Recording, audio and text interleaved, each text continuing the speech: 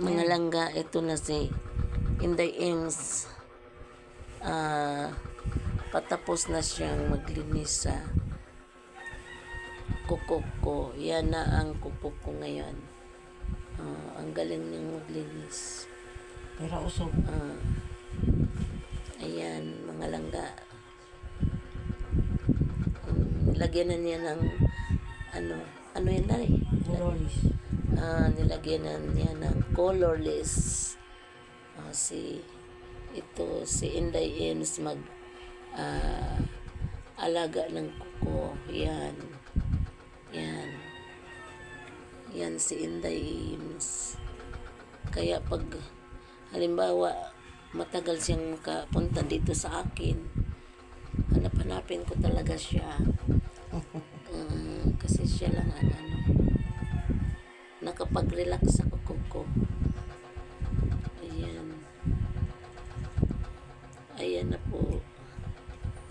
Tapos na si Inday sa pag-cutic sa kuko ko.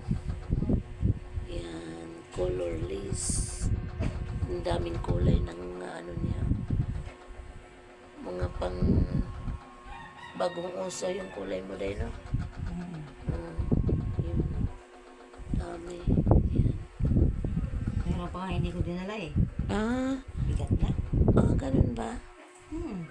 Marami pa talaga siyang kulay. Pero iniwan niya yung iba kasi mabigat na daw. Buti nga hindi niya nakalimutan yung kulay na gusto ko. Yan talaga mga langga, yan ang kulay na gusto ko para sa paa ko, mga langga. Yan mga langga, yan. Kasi simple lang siya. Simple lang. Bagay talaga sa pang may edad na. Yan po. Yan.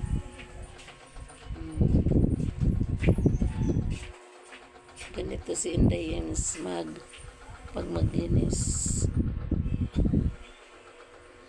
Thank you.